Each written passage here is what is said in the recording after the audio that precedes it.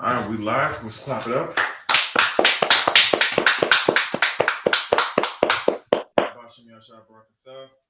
To all the brothers, Yashma Bashim Yashad to all sisters. I'm Priest and Officer 500 Bakwashia. I'm here with Priest and Officer Arawaja. Give him a hand. I'm also here with Trooper Bagaidawa. Tonight we're going to get into what is the measure of a man of war. Not everybody in the world knows what the measure of a man is, period. But the question is, what is the measure of a man of war? You know what I'm saying? Just to be in that state of mind where one has to actually go into battle. You know, not everybody can do this. Not everybody can do this. I know I've heard plenty of stories once, you know, the war actually even before the war broke out, I've heard of, you know, people who was in Esau's military who didn't want to go to war, you know, in the previous wars, you know, like the Gulf War and wars before that. They would do some ridiculous things to try and get from to having to go over there to fight in the war, an actual war. You know what I'm saying? They would fake injuries, or they would cause harm on themselves, injure themselves so that they can't, you know, that they're not battle ready. They would get those, you know, those vending machines. They would get them to have them fall on their leg, bust their leg, or bust their foot up, shoot themselves, like really, literally shoot themselves. They would do all sorts of matter, you know, break their bones so that they cannot deploy and go into war. These are some of the things that I've heard before, you know, this previous war. And then once this war actually started, I've heard, you know, those very same stories. Or they would, you know, run to Mexico or run to Canada, go to another country. Right. Just to get out of having to fight in a war. You know what I'm saying? So the measure of a warrior is, you know, is just that much, you know, that much greater. And then on top of that, you know, to get someone to give up life and limb, and that's what a lot of, you know, people done for Esau's military, is give up life and limb. And even if they came back, they gave up their peace of mind. You know what I'm saying? These vets out here of the war are suffering heavily from, you know, from the demons that they had when they went over in war. You know what I'm saying? Just the heightened aspect of being on guard all the time, even if they hadn't seen battle. Just the threat of battle, the threat of you know you're being watched, and at any moment, at any point in time, you know it could just pop off. Just being in that heightened state for hours on end, to days on end, to weeks, to months, sometimes even years, because people go back and forth, you know, for multiple deployments or whatnot. Even if they've never shot a round off in anger, just that the mental fatigue that people get from being in a heightened sense, like, hey, I need to be on guard all the time because anything can pop off, will wear down on you. It will absolutely wear down on you to the point where you are, when you actually come back into so-called society, you cannot adjust. You're always, you know, on that heightened, you know, alert. Right. You know what I'm saying? And just being in that environment, your mentals will wear down into a place where, you know, it's better. A lot of times, those vets, it's better for them to just totally leave society and just be out there alone, fending for themselves, fighting some war that is not there because they're, you know, quote unquote back at home, or they'll try and go back into some if they can't go back into the military and go to a war, they'll go and fight. You know, they'll be like mercenaries, or they'll be, you know, in these heightened, these dangerous type of jobs where there's always a threat of dying, and it doesn't have to necessarily be something where you actually, having to shoot your way out of a situation. You know what I'm saying? Just being on an oil rig. You know what I'm saying? That can really be dangerous. That's one of the more dangerous places. Just being a longshoreman or whatever. That's alignment, dealing with the power electricity. You know what I'm saying? That is dangerous. A lot of times these people go out and do these dangerous type of jobs because once they actually go into Esau's military, they get all they don't come back the same. Once they go, they do not come back the same. And a lot of times when they hear stories like that, a lot of brothers and it's a lot of women that do the same thing. But the easier step route for a woman to get out of war is what they do. Anybody have a guess? With the women getting out of war? Yeah, if they want to get out of war, you know what they do? War? You get pregnant. Exactly. That's exactly what they do. Right. They get pregnant. Yeah. I'm pregnant. I can't go. I don't know what to tell you. Then they stand down and whatnot. Then they raise a kid they really never wanted because they just wanted to go to war. They didn't want to go to war, right? But when we're talking about the measure of a warrior who's actually putting their life on the line for their nation, and I'm talking about right here, we're talking about a young man named David, whom his father didn't even think he was, that dude. You know what I'm saying? His own father didn't even think he was that dude. His brothers didn't think he was that dude. But the Most High sent the prophet Samuel to go anoint the son of Jesse to be the next king of Israel. You know what I'm saying?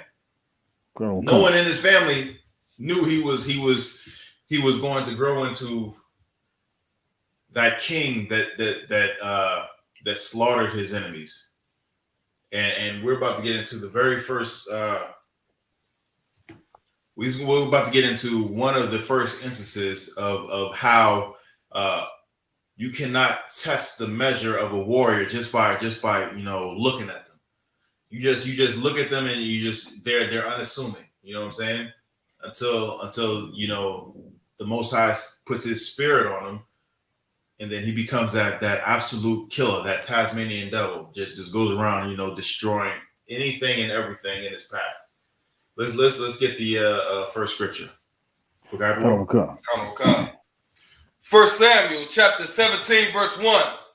Now the Philistines gathered together their armies to battle, and were gathered together at Shoko, which belongeth to Judah, and pitched between Shoko and I.S.U.P.K in Ephes-dammim. Verse 2.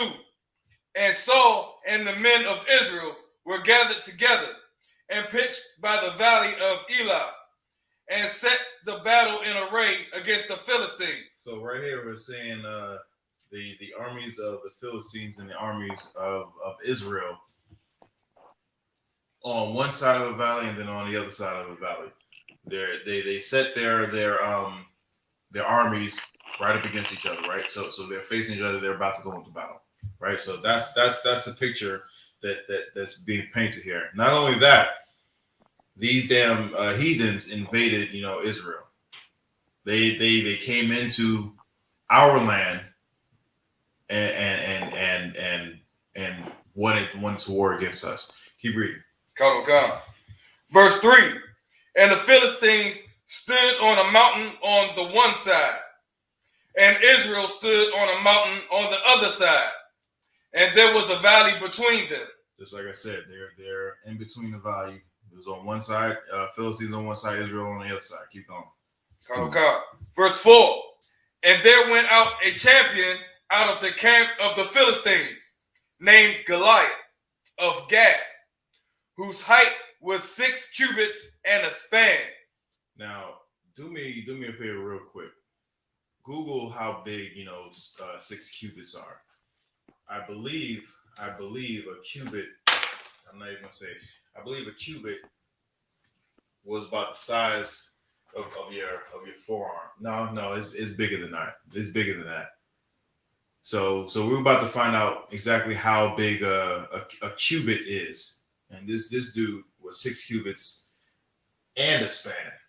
And A little bigger than that. 6 cubits and a span. This was a giant. You got it? Kind, sir.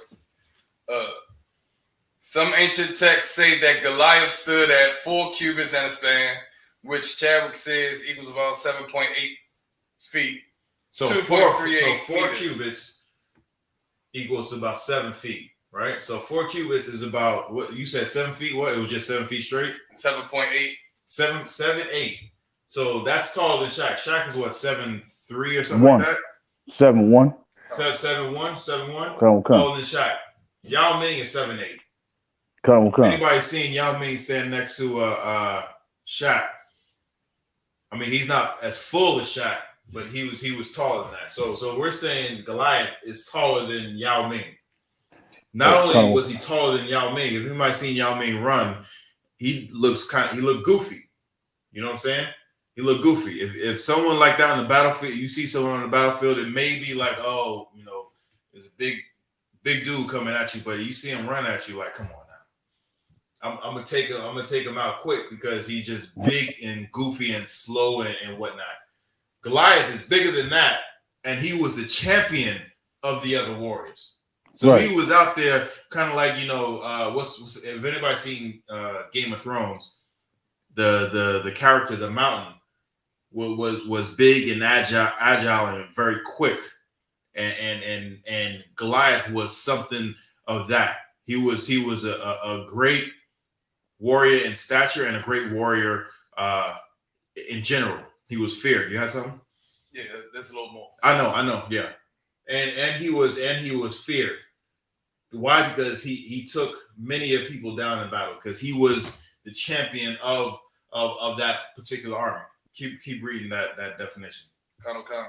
While other ancient texts claim that he towered at 6 cubits and a span, a measurement equivalent to about 11.35 feet. So hold on. These devils, man. Read that first part. Read from the beginning. Some ancient texts say that Goliath stood at 4 cubits and a span. Some ancient texts, these damn devils, you know, say that just totally discard the word of the Most High and say, hey, it's not he wasn't, you know, 6 cubits. He was only 4 cubits, and 4 cubits equals about the size of Yao Ming. They think because what we see today wasn't, you know, back then. There are people actually bigger than Yao Ming. You know what I'm saying? There's actually people that are bigger than that and more agile and you know, just like I was breaking it down. You know, we saw a video of 2 brothers jumping over 3 cars. You know what I'm saying? Jumping, doing flips, tumbling over 3 cars. And cars were like back to back to back. Jumped over them. I mean, they weren't parked long ways. It was parked sideways, but still, I can't jump over 1. Right. You know what I'm saying? Them brothers jumped over 3 cars. Just because you can't see that happening doesn't mean it didn't happen. You know what I'm saying? So these devils are actually taking the word of the Most High and saying, no, that's not true. It is this. However, what the word of the Most High says, this dude was 6 cubits in length, 6 cubits and a span. And that equaled out to what? Keep going. While other ancient texts claim that he towered at 6 cubits and a span, a measurement equivalent to about 11.35 feet. That's 3.46 meters. 3.46 meters. 11 point what? 11.35 so feet. It's about 11, 3 and a half. 11.4. 11'4" feet 4 inches. And was a beast on the field. You know what I'm saying? God. Get me the scripture real quick. The scripture that says, "For I have built Pharaoh up just so I can destroy thee."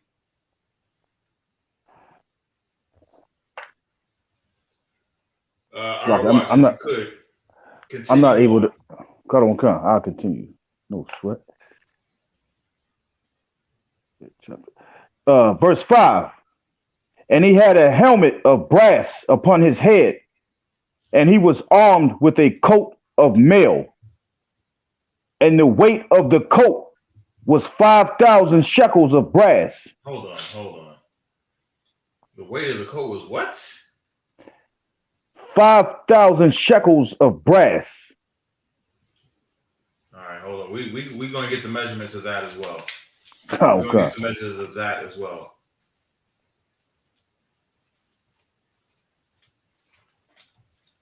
Did you find what I was looking for? Forgot one? Con, sir. Salaki, sir, if I may. So Yeah, he what's was, up? we know that the regulation goals on the basketball court is 10 feet, the rim. So he was 1.4 taller than that. Just think, to put that into context, the rim on the basketball court all over America, regulation is 10 feet high.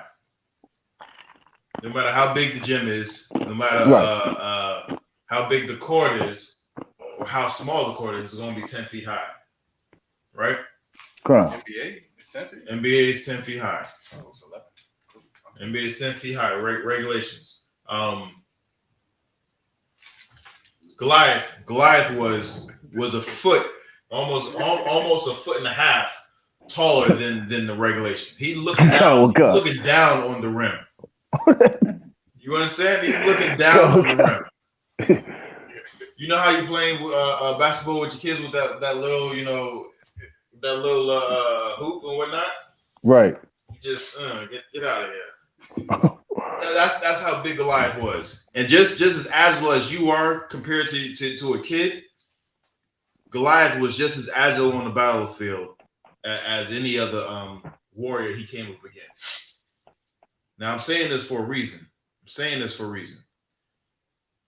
All right, okay, so his armor was, how much was it? Our watching? It was brass upon his head, and he was armed with a coat of mail, and the weight of the coat was 5,000 shekels of brass. Okay, so a shekel equals to about 12.9 grams, right? The weight of the armor altogether is about 125 pounds.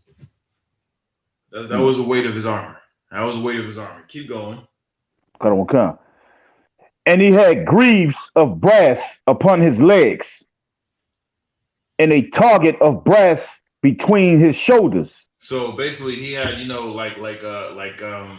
greave is like, it's like kind of like a plate, that was going down his leg to protect him on his leg, right? Right. And then he had a target like a plate between his shoulders, right? Keep going. And the staff of his spear was like a weaver's beam. And his like a weaver's beam. Anyone know like what a weaver's beam is? Basically, just for argument's sake, a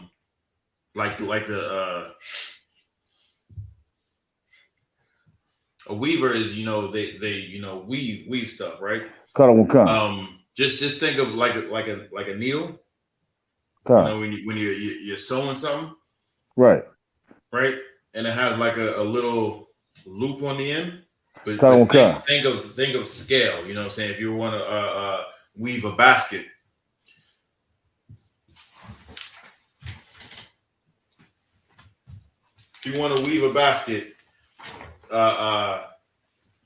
it's wider because you have to put that material through that needle, and you want to weave it through, right? Keep reading.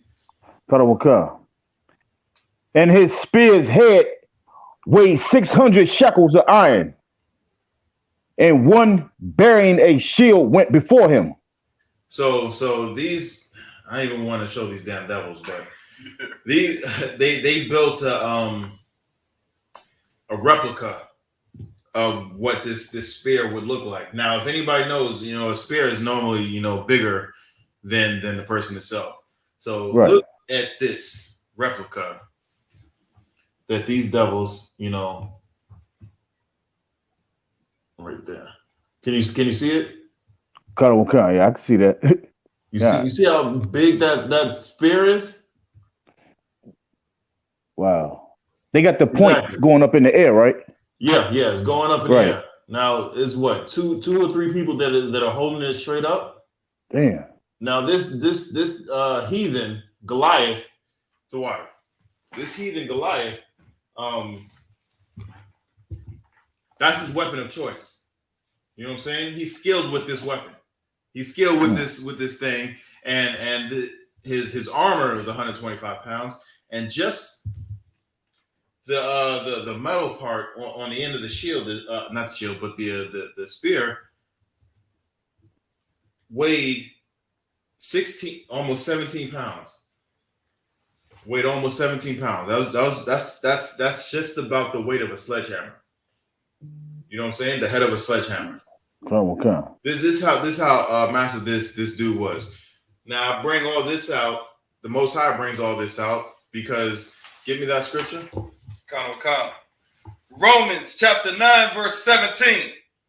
For the scripture saith unto Pharaoh, even for this same purpose have I raised thee up. So the Most High raised this heathen up.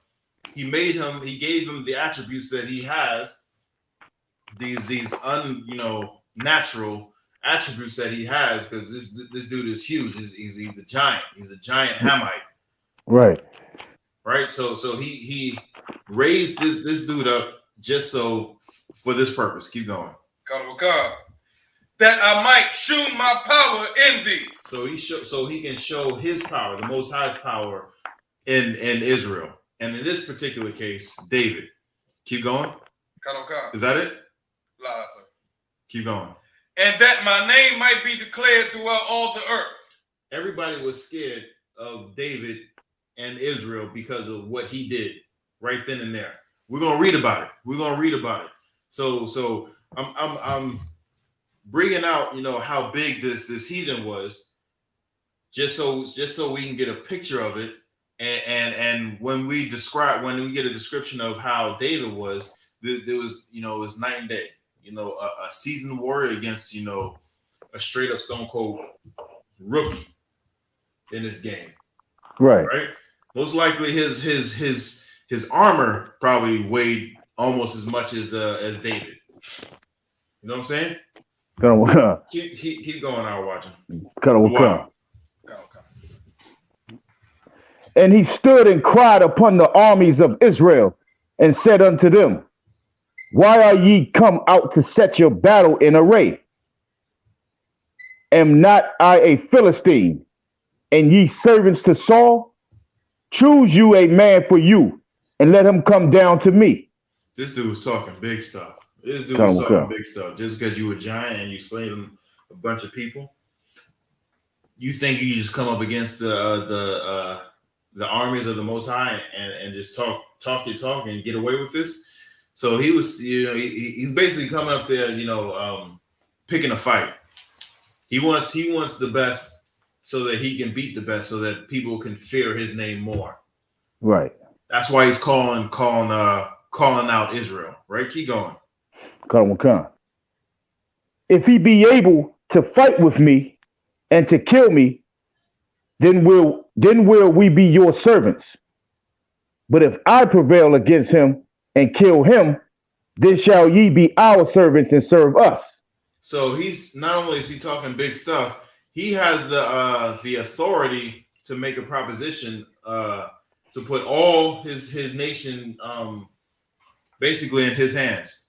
He's saying if I lose and you kill me, all my people will be your servants. Will serve you. He's not even he's not over the Philistines. No. He's among the Philistines. He's a champion of the Philistines, but he don't make no decisions. The people over him gave him that authority to make that decision.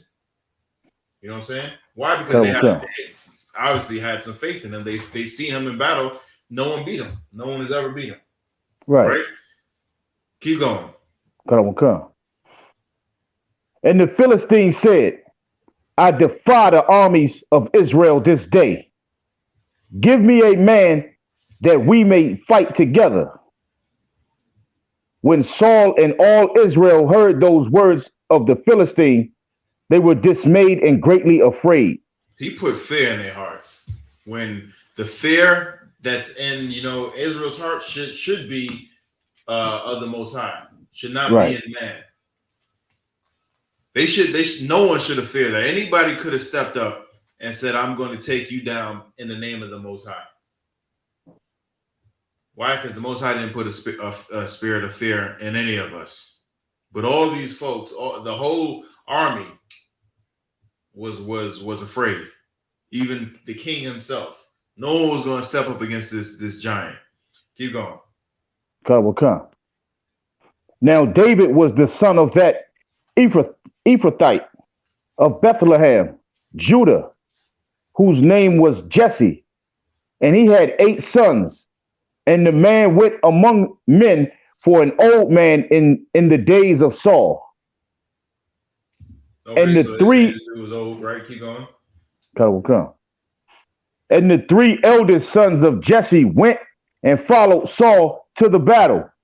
And the names of his 3 sons that went to the battle were Eliab, the firstborn, Eliab, the firstborn. And next unto him, Abinadab, and the third, Shema. All right, keep going. So basically, it's saying, this old man had 8 sons. Jesse, he had 8 sons. 3 of his eldest sons went to war. Keep going. And David was the youngest, and the 3 eldest followed Saul. But David went and returned from Saul to feed his father's sheep at Bethlehem. And the Philistines drew near morning and evening and presented himself 40 days. So for 40 days, he was talking this stuff every morning and every night. Right. He came in and started talking and was talking this crap, talking this stuff, trying to pick a fight, right? And every day, Israel was afraid of what he was saying. Every day he came down into that valley and was saying, send out your best that we gonna fight. Keep going. God will come. And Jesse said unto David, his son, take now for thy brethren an ephah and this parched corn and these 10 loaves. So you had something? Yeah, ephah of this parched corn. Oh, Salakia. An ephah of this parched corn and these 10 loaves, and run to the camp to thy brethren. Right, so he's telling him basically give him some food. He got some food for his sons. Go ahead and give it to him. Right. Right. Keep going. And carry these 10 cheeses unto the captain of their 1,000. And look how thy brethren fare, and take their pledge. So he's not only giving some food, some victuals to his sons, but he's also giving it to the men above him, the captains, right? And he's telling them to look out, check up on your brothers and get back word to me on how your brothers are doing, right? Right.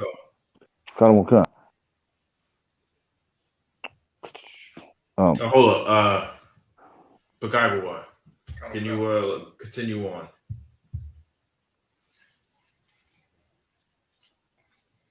What verse are we? Verse 19. Verse 19. All right. 1 Samuel chapter 17, verse 19. Now Saul and they and all the men of Israel were in the valley of Elah fighting with the Philistines. Verse 20. And David rose up early in the morning and left the sheep with the keeper and took and went. And Jesse had commanded him. As Jesse had commanded him. And he came to the trench as the host was going forth to the fight and shouted for the battle. Verse 21. For Israel and the Philistines had put the battle in array, army against army. So they was fighting. They was fighting, but even still, each day, Goliath came out and was talking his talk, trying to get that, trying to end the war in one fight, right? If I win, you become my slaves. If I lose, we become your slaves, right? No one wanted to take him up on that battle, right? Keep going. Verse 22. And David left his carriage in the hand of the keeper of the carriage, and ran into the army, and came and saluted his brethren. Again, like the measure of a warrior. This dude was a shepherd. You know what I'm saying? A young shepherd. He's going off to check on his brothers, do what his father told him to do, and yet he's running into the battle. Running into the battle. You know what I'm saying? Right. The battle's that way. You hear gunfire. A lot of time, we hear gunfire. It's coming from that way. It's coming from the east. We're going to the west. Right. We're going to the north. We're going away from the gunfire. David hears this gunfire. He's like, "Oh, where that? Let me out." You know what I'm saying? And this is the measure of a warrior. One of them is courage. He is absolutely courageous. You wouldn't be able to tell, because a lot of times we learn this in the Christian church. But he wasn't just just running into battle like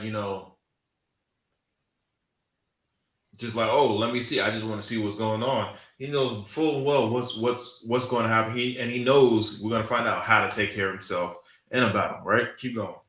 Verse 23. And as he talked with them, behold, there came up the champion, the Philistine of Gath, Goliath by name, out of the armies of the Philistines, and spake according to the same words, and David heard them. So this day, he did the same thing that as he had done, for 40 days prior. Did the same thing he had done 40 days prior, but this time it was different. This time, a man of war, a real man of war, an anointed man of war, heard this, and on this day, everything changed. Keep going. Verse 24. And all the men of Israel, when they saw the man, fled from him, and were sore afraid. So he talked his stuff, did what he did, and all of Israel just ran away. All of Israel just ran away, putting dirt on the Most High's name. When he's supposed to back down for nobody, for nothing. Right? Keep going. Verse 25. And the men of Israel said, have ye seen this man that is come up? Surely to defy Israel is he come up. And it shall be that the man who killeth him, the king will enrich him with great riches, and will give him his daughter, and make his father's house free in Israel. So basically, they're all saying, you hear this dude over here. Anybody who kill him, the king is going to basically bless him. You know what I'm saying? The king is going to give him all this stuff, all this gold, all this riches. Is going to even give him his daughter, and he's going to make his father's house free in Israel. You know what I'm saying? All this wealth, all these attributes, all you have to do is go and kill this man. But no one wants to do it. No one wants to step up and do it. So David heard this, and keep going. Verse 26. And David spake to the men that stood by him, saying, what shall be done to the man that killeth this Philistine, and taketh away the reproach from Israel? He understands that this heathen is shaming Israel. One man is shaming all of Israel, the whole of the nation. One man is shaming them. Right. Who's going to shut his mouth? That's what he's saying. Which one of y'all is going to shut this heathen's mouth and bring honor back to Israel? Keep going.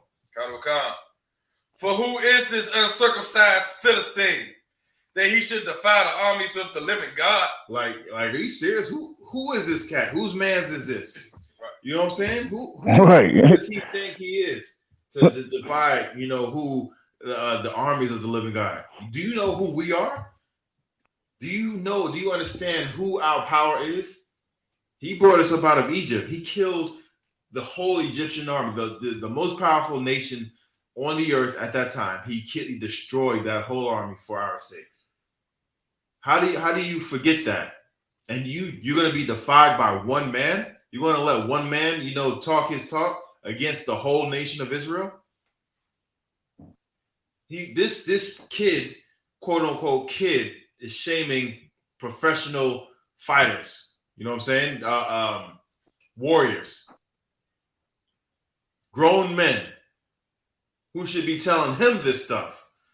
But this kid is telling them this, and this is one of the reasons why David was anointed. It wasn't because he was great in stature. It wasn't because he had all this experience. It wasn't because he had all this knowledge. His innocency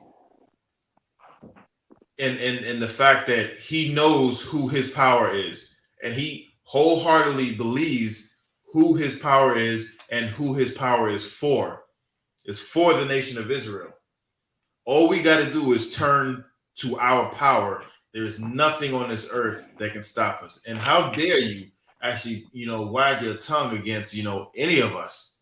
Right. Who the hell are you? Like, are you serious? Our power destroys nations for our sakes. You know what I'm saying? Destroys people for our sake. If you come up against us the way Egypt did, the Most High is going to destroy you like he did Egypt, right? Keep going. Verse 27. And the people answered after him, and the people answered him after this manner, saying, so shall it be done to the man that killeth him. Verse 28. And Eliab, his eldest brother, heard when he spake unto the men, and Eliab's anger was kindled against David.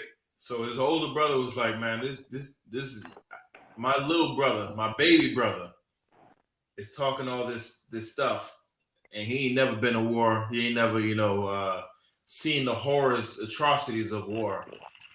And he's talking all this smack to the army, to grown men.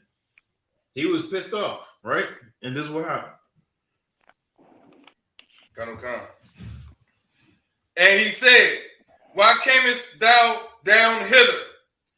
And with whom hast thou left those few sheep in the wilderness? I know thy pride and the naughtiness of thine heart. For thou art come down that thou mightest see the battle. So he's saying he knows he's been a man of war for quite some time. You know what I'm saying? He knows the pride of thy heart. He thinks the pride of thy heart is that he just wants some glory for himself, when all he wants to do is bring glory back to the Most High's name. These devils, these heathens put dirt on the Most High's name. You know what I'm saying? And the rest of these men have allowed it to happen. How did they allow it? They did not shut up that heathen Goliath. You know what I'm saying? They didn't shut him up. They ran from him. At every moment, they ran from him. And that's how we know that they didn't do that. All right, Watch, if you could continue on for me, Baba Kishon.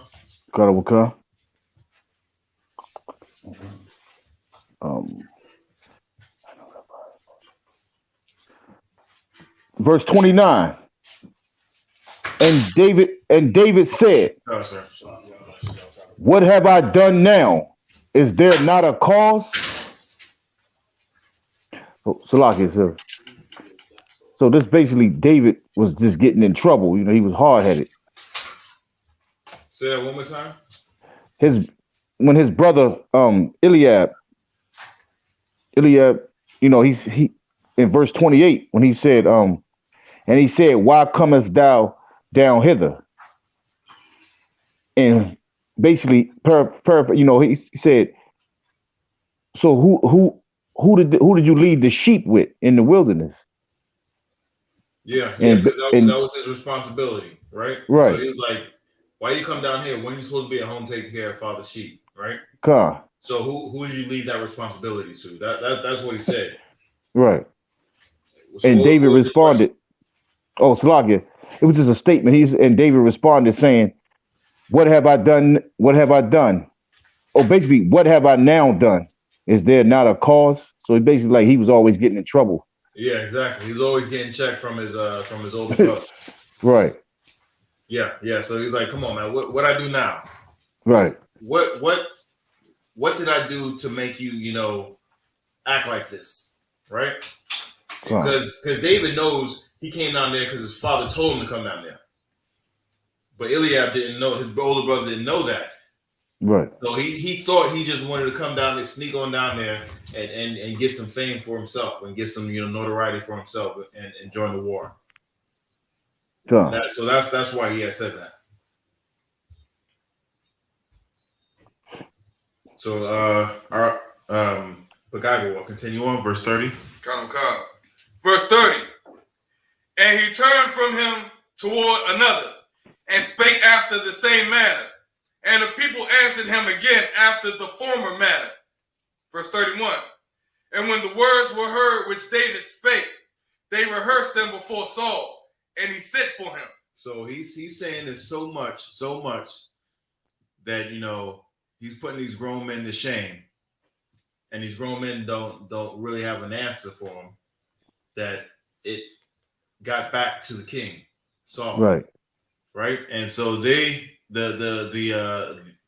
Saul's servants or whomever came out and told Saul, what this young man is saying, and just what he was saying is like, yo, he's right.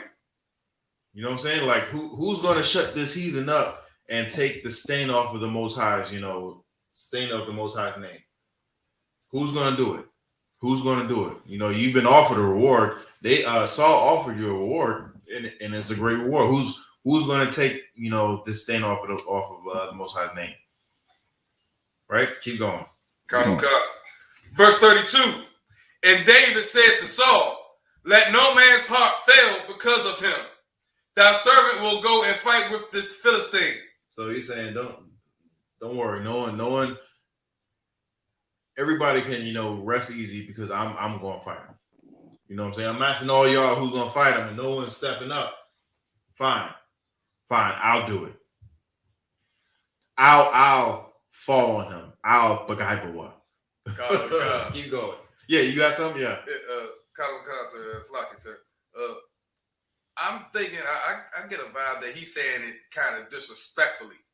When he say, thy servant will go fight with this Philistine. You know how people like something with this, like this, that. This Philistine, he's David saying, like he's nothing. He ain't nothing. Yeah. He ain't nothing. He knows exactly who he is. And when I say he knows exactly who he is a prince of the power. You understand? And he knows that. Get me 2nd Ezra 6:54. Give me 2nd Ezra 6:54. He knows exactly who he is, and he knows exactly how the Most High feels about all other nations, and how he feels about the nation of Israel. You got it? Read it out. Second Ezra, chapter 6, verse 54.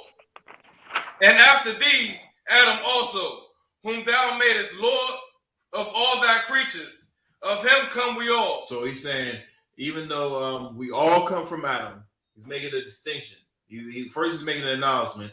We all come from Adam. Yes, we all come from Adam. Keep going. And the people also whom thou hast chosen. And the people that the Most High has chosen. So every nation under the sun came from Adam, including the people that the Most High chose, specifically set apart. Right? Keep going. Verse 55. All this I spoken before thee, O Lord, because thou madest the world for our sakes. For his chosen people's sake, for the nation of Israel, the 12 tribes of Israel. He made this world for Israel's sake, right? Not the other way around. Keep going. Verse 56. As for the other people, the people that came from Adam, that the Most High did not choose. Right. Keep going. which also come of Adam, They also came from Adam, right?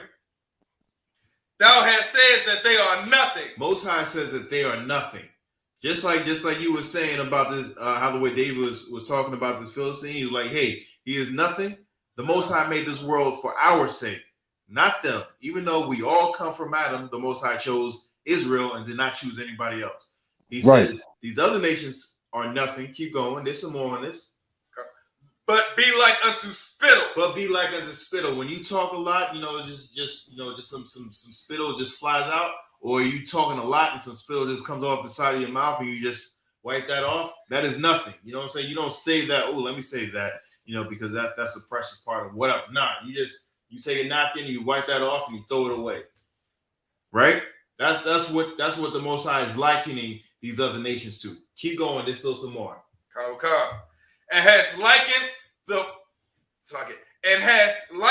the abundance of them unto a drop that falleth from a vessel. So he's saying the abundance of them, everything that they have, everything that they can accumulate, everything that they can create, everything about them, their essence, their sciences, their mathematics, their creativity, everything good, everything bad, everything about them can be summed up as a drop that falls from a bucket. Now, if you got a bucket of water, a bucket of anything, and a drop falls from it, you don't give a goddamn. Right. It's just a drop. You have that whole bucket full. You know what I'm saying? You don't care. And that's how the Most High feels about these other nations. And that's how it came across when David was saying fighting against this damn Philistine. Even though he was a giant, he carried, a spear that was, 3 times the size of David, probably, or his armor weighed almost as much as he did. You know what I'm saying? He's still, and all the battles that this heathen has won, he's still saying he is nothing. He's nothing. He's looking at him like he is nothing, like he can wash him. This ain't, I ain't gonna break a sweat on this. This is easy work. This is light work. You see this as, his stature as something great. The Most High built him up so that he can fall. And who's going to get the glory? The Most High is going to get the glory. Why? Because all these other nations, according to the scripture that we just read, all these other nations are nothing but spittle or a drop that falls from a bucket. That's right. Those ain't my words. It's the Most High's words. If you got a problem with that, you got a problem with the Most High. If you got a problem with the Most High, Lord be with. Well, you got a problem with him, so he ain't gonna be with you. Just get away from me, because I don't want nothing to do with you. Right. Let's go back to 1 Samuel. We had 33. Verse 33.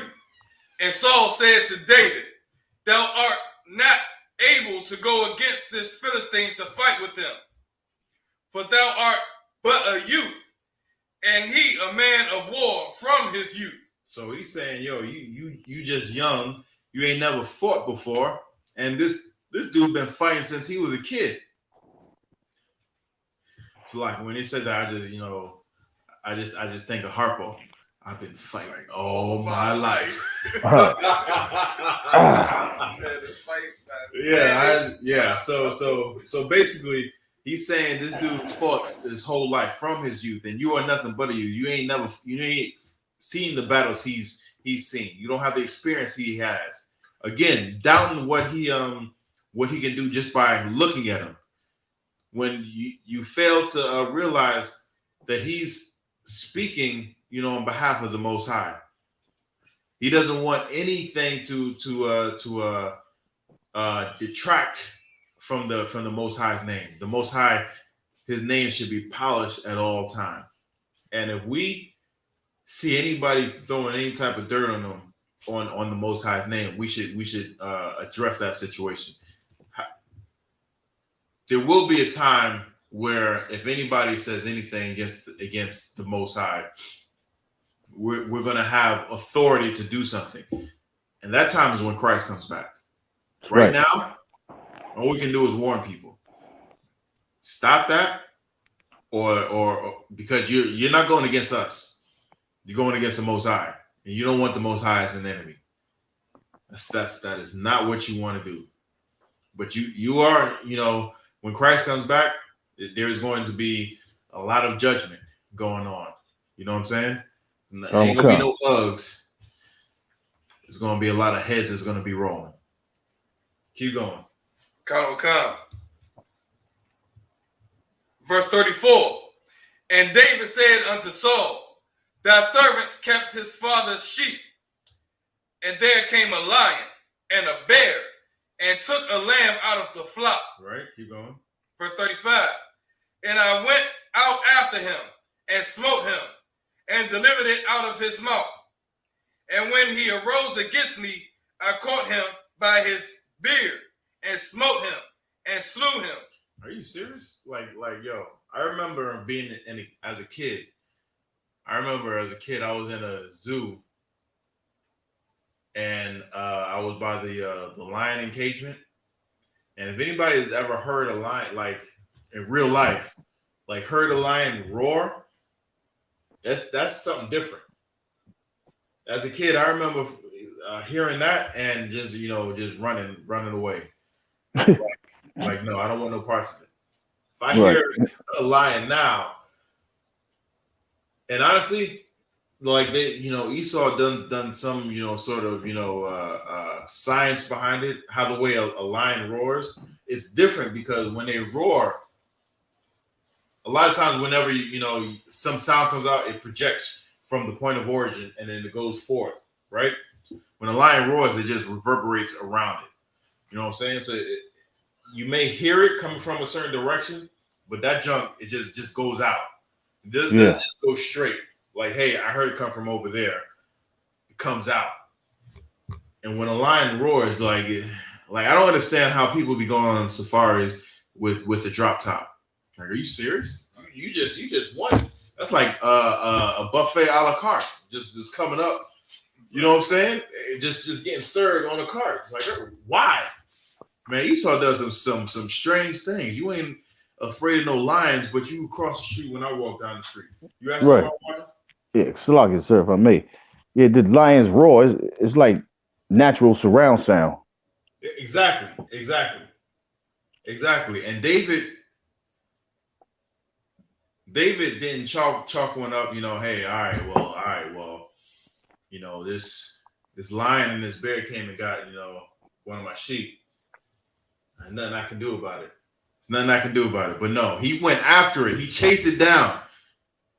And then when he came up against him, he grabbed it by his beard. Like, are you serious? First, do you know how strong a lion is? A lion is about 500 pounds. A male lion. A female lion is about 350. You ever go up against and muscle? You know what I'm saying? And muscle. You ever go up against a man that's 350 pounds? You know what I'm saying? Right. Let alone a muscle-bound lion that with teeth as big as your fingers, claws as big as your fingers, and will slap your face off. Like, seriously. Or a bear. A bear will just come up and slap your head clean off your shoulders. You know what I'm saying? And then it comes up against you and you just grabbing it by his face. Nah, come on now. That's the heart of a warrior. That's the measure of a man of war who has the Most High on his back. You know what I'm saying? You had something I was watching? Oh yeah, Salaki. So and those lions, full grown male lions, they be like 6 feet long as well. Yeah. The length, from the head to the back of their tail or whatever. Yeah. They're powerful animals. You know what I'm saying? Powerful animals. Now that's just a lion. Now we go on to a bear. I've seen like bears. What do bears normally eat? We normally think they only eat like salmon and whatnot, right? Bears eat, like deer, right? Bears are not an ambush type of an animal. Cats are, lions are. Right. They'll lay and wait till you get close enough, then they'll pounce on you. Stealthy. Bear will just come up on you, and just like also Thumb said, that bears eat every day. Yeah, they eat every day. Bears will chase you down. You know how fast a bear is, and a bear is bigger than a lion. They chase down deer. You know how fast deer is? I don't think you understand. Deer, you can run 30, 40 miles an hour, probably more. And bears will chase them down and take down a full grown like elk. How big them animals are? Right. Just think about that, and then think about how when they looked at David, it was like, man, you can't go up against this dude. You're just a kid. You're just a child. His brothers thought of him like that. His father thought of him like that. King Saul thought of him like that. And yet this dude went up against a bear and a lion. Now I like to think, I can go up against anything. I don't want to test that theory. I don't want to test, a lion coming up in here. You know what I'm saying? What you gonna do? Welcome, brother. Have a seat. Lord allow, Lord be with me. But you know what I'm saying? A lion or a bear. Let's keep going. This is the measure of David, who's not yet king, but just a young kid, a young man who doesn't even have his full grown adult body yet. Everybody think of him as some little kid, right? Keep going. Come. Thy servant slew both the lion and the bear, and this uncircumcised Philistine shall be as one of them. I like how the way you say, and what? I killed the lion and the bear, and his fate. I want to say some other stuff, but his fate is going to be just the same as that lion and that bear. Keep going. Come. Seeing he hath defied the armies of the living God. See, so it all comes back to he's going to die because he didn't talk against Israel. He talked against the Most High, and I can't abide that. And that's why the Most High was actually with him when he was fighting that bear, getting that experience, fighting that lion, getting that experience, so he can take down this damn heathen, this uncircumcised, filthy Philistine. You know what I'm saying? Come. Stinking Hamite. Stinking Hamite. Right. If I could. Right. Keep going. That's right. They stink. Kind of right. You just gotta be in camp to know what I'm talking about. Keep going. Verse 37. David said, moreover, the Lord that delivered me out of the paw of the lion and out of the paw of the bear, he will deliver me out of the hand of this Philistine. And Saul said unto David, go, and the Lord be with thee. He was like, well, what more can I say? Go ahead. The Lord's with you. Go ahead. You convinced me. Go ahead. Keep going. Come. Verse 38. And Saul armored David with his armor, and he put an helmet of brass upon his head. Also, he armed him with a coat of mail. Right? So he's like trying to, protect him because he's going into war. So he's thinking he'll get the traditional protection, what every other soldier in his army has, essentially. So he gave him his stuff, right? Keep going. Cut. Verse 38. And David girded his sword upon his armor. Well, Salaki, that's verse 39. Hold on 1 second. Yeah. That's verse 39. Yeah, it's verse 39. You said 38. Oh, Salaki.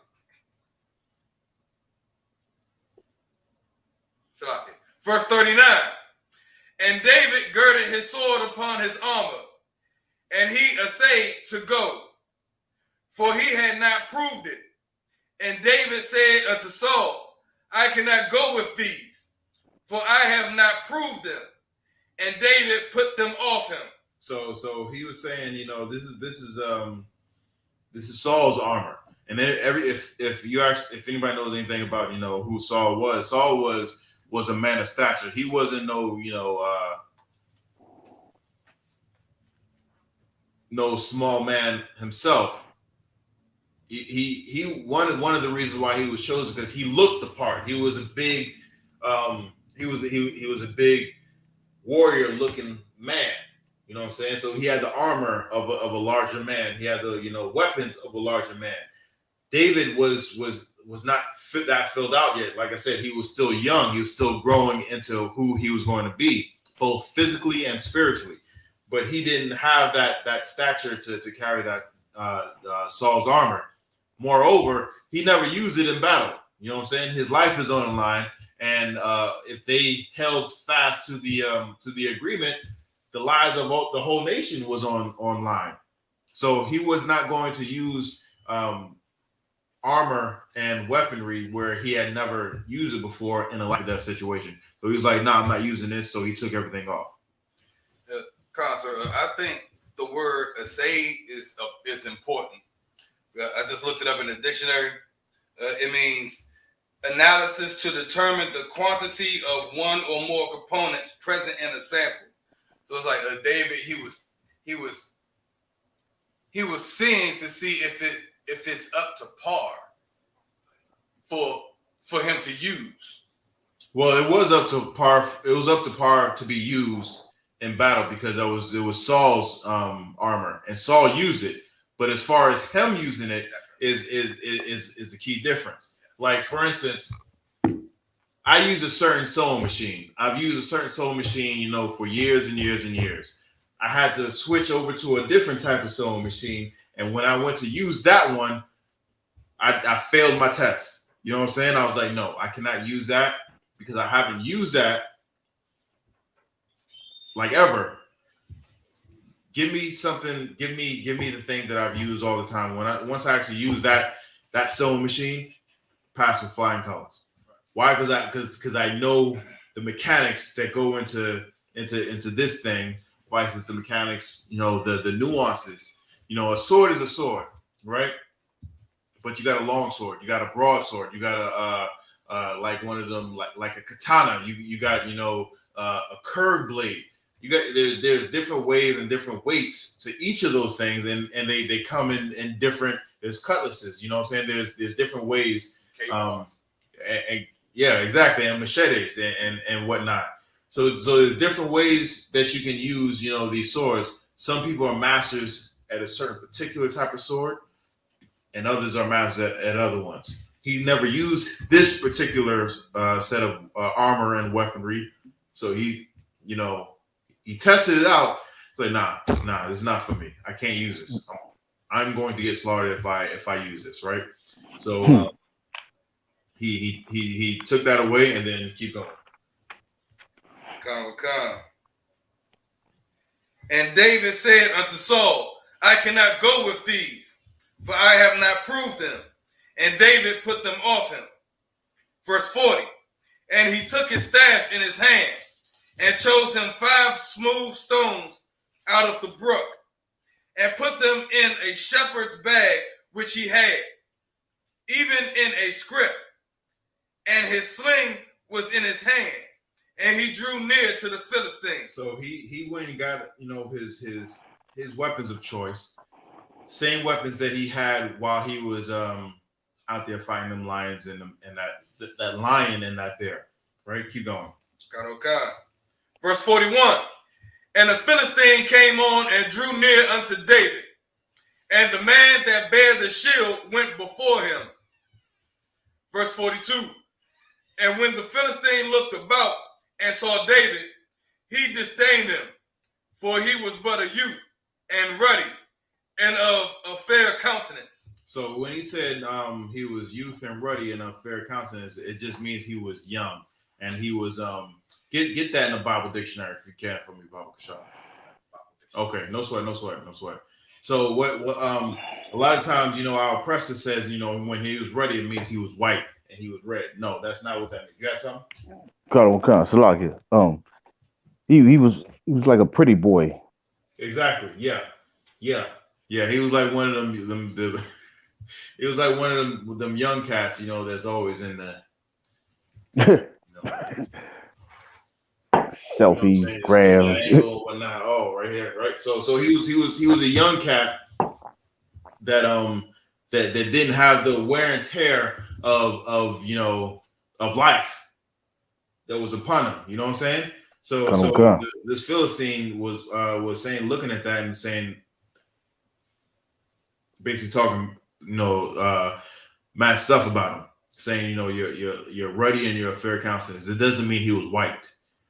Our oppressor says that, because he said he was ruddy, it means he was white. No, it just means he was a young, pretty boy looking dude. You know what I'm saying?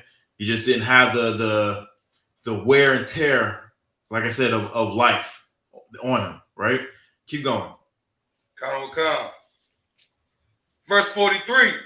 And the Philistine said unto David, Am I a dog that thou comest to me with staves? You damn right you a dog, but that's not what he said. Keep going. Right. That's how I feel. Right. And the Philistine cursed David by his gods. Verse 44. And the Philistine said to David, Come to me, and I will give thy flesh unto the fowls of the air, and to the beasts of the field. Man, this Philistine needs to go. He is talking so much smack. If y'all don't know how the way Smack was talking back in them days, this is going in 1-on-1.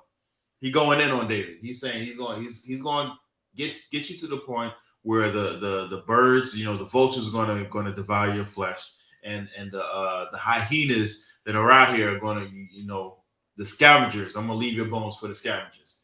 Right. You know what I'm saying? Now we say we're going to put you in the earth, and your homeboy is going to be smoking on you. You know what I'm saying? Keep going. Come.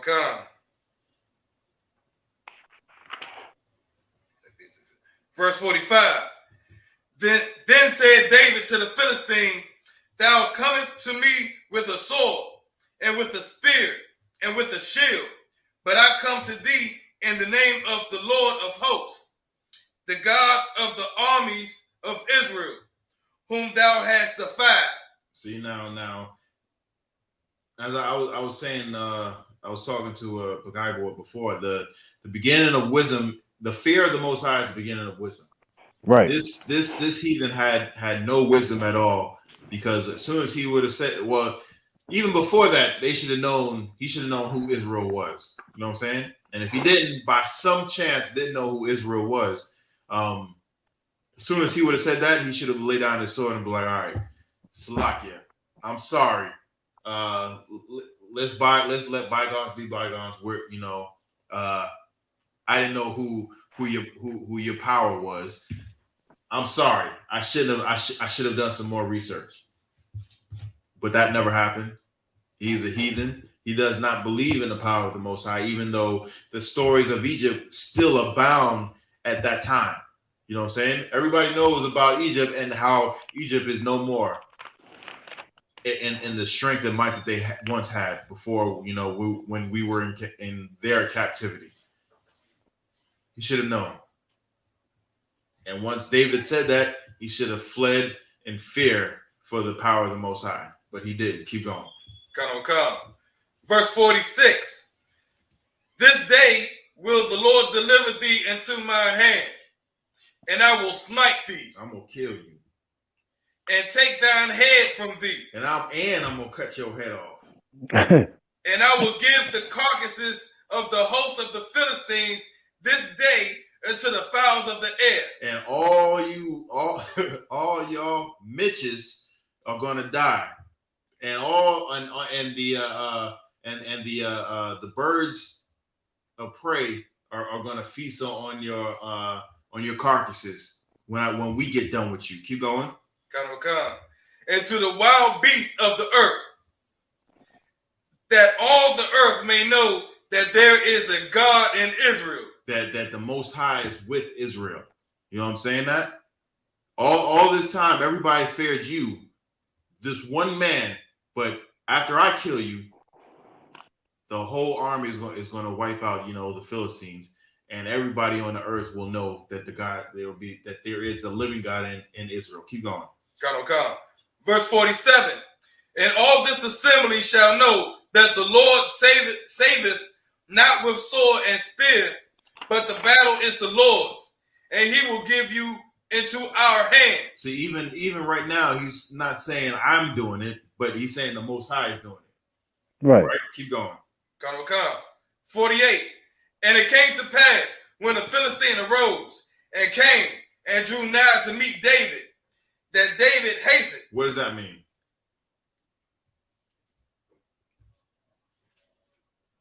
He didn't waste any time. Right. Keep going. Come. And ran towards the army to meet the Philistines. So once the battle was at hand and the Philistine and Goliath came out to meet David didn't waste no time. He ran to Goliath. Right. To beat him head on. He ran to him. But he did this for a very specific reason. Keep going. Come. Verse 49. And David put his hand in his bag and took thence a stone and slang it and smote the Philistine in his forehead. So what was that stone? It was a smooth stone from the palm. All right, yeah, but like, what was that stone turned into?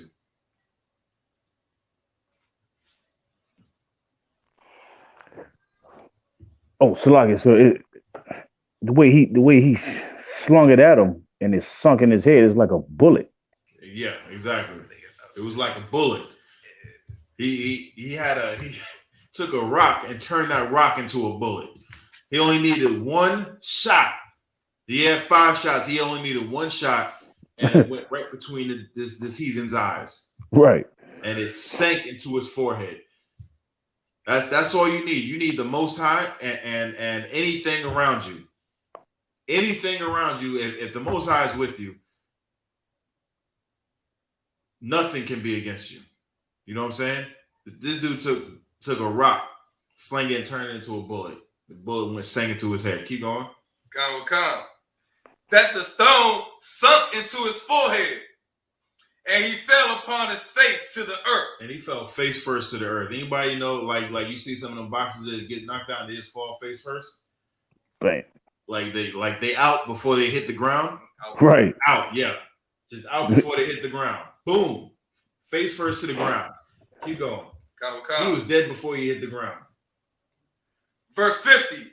So David prevailed over the Philistine with a sling and with a stone. With a sling and with some string material and a rock. A sling and a stone. That's what took out this heathen. And all Israel was scared of this uncircumcised heathen. You know, this dude, you know what I'm saying? Are you serious? I took him out, and it wasn't just him. It was the Most High. He did it in the name of the Most High. Right? So when he did it in the name of the Most High, that's all you need. That's all you need. You just need the name of the Most High. And when the Most High is with you, you can do stuff like this, right? And when the Most High is not with you, you open up schools in India. Sloppy. Keep going. Right. And smote the Philistine and slew him. But there was no sword in the hand of David. He didn't even have a sword. Keep going. Come. Verse 51. Therefore David ran and stood upon the Philistine and took his sword and drew it out of the sheath thereof. See, he didn't even have the sword out, right? Keep going. He had to unsheath it. And slew him and cut off his head therewith. He did exactly what he told him he was going to do. I am going to take your head. And that's what he did. That's what he did. He used he used his opponent's weapon against him and took his head off. Right. Keep going. Come. And when the Philistines saw their champion was dead, they fled. Now they running. Just for time's sake, I'm just going to let you know what went on. after David slew him and all of the Philistines ran away, that's what gave Israel the courage. And this is what General Mahaiman has said a lot. Cowardice is contagious. Israel cowered in front of Goliath at the beginning. So is courage. Courage is contagious. Once one man was cowardice, it just spread throughout the camp. No one, once he came on the battlefield, no one stepped up to him and said, "I'm gonna take him on." When David came on the field and slew him, now courage became contagious. Now all of Israel became encouraged and courageous and ran into the battle. Right? They ran into the battle. They fell on the Philistines. They won, and David got his rewards. If you want, you can read on the rest of 1 Samuel chapter 17, and you can get the rest of that what happened after the fall of Goliath. But David was the catalyst of this battle. He's seen how the way these heathens were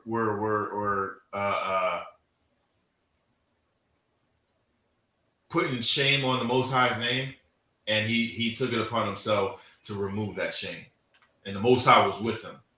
Why? Because he always put the Most High first. It was always talking smack, not just about his brothers in battle, but about the Prince of the Power. He's talking about the Most High.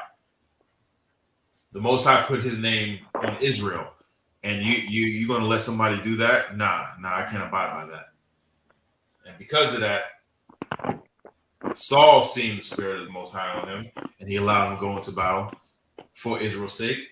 And he took that reproach away from Israel, that the whole nation, everybody in the land, knew how the way Israel fell on these Philistines, and this kid took a rock, killed their champion, and cut off his head with his sword, and everybody knew that the Most High's name was in Israel. With that, I'll pass the class on to Chupa Pagaibo.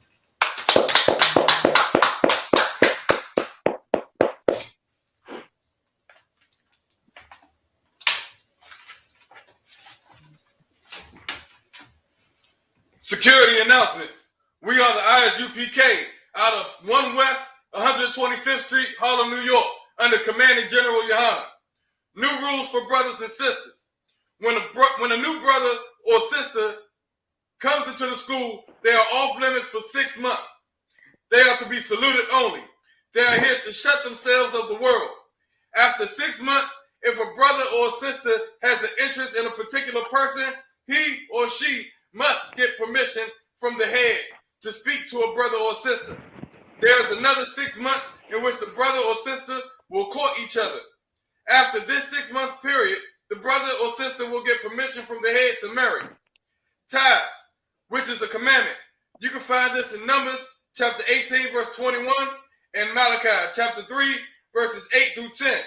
Means tenth in Hebrew and is pronounced ma'ashara. 10% of every penny of any increase the Lord gives you, give to the treasury department or teacher. Priest fund, free will offering for priests, not mandatory. Whatsoever amount you would like to give. Upcoming holy convocation. You can look on the door.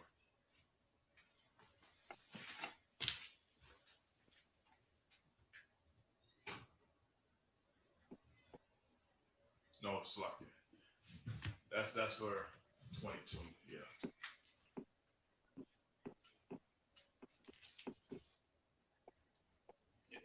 A feast of dedication, Hanukkah, 25th day of the 9th month, by the space of 8 days. Sunday, the 28th of November, 2021, for 8 days. You can find this in 1 Maccabees, chapter 4, verses 52 through 61. Any upcoming cookouts, or that's over? No. There was past cookout for Vegas, but no more upcoming cookouts. Khan Khan. Remind Akim and Akwafian to check on social media such as ISUPK.com, Facebook, Twitter, YouTube, and so on for ISUPK events and materials. If a brother wants to be a trooper in the school, you used to start wearing all black, which includes black boots, black shirts, black pants, black headband, or scarf. And with that, let's say Amadim, which means to stand. We'll give one courtesy salute to the teacher, Amadim Shabbat, Amadim Barak, Yahweh Hashem Yahweh Hashem Yahushua Rakatha. Yahweh Hashem Yahushua Barakatha. Yahweh Matah. Class dismissed.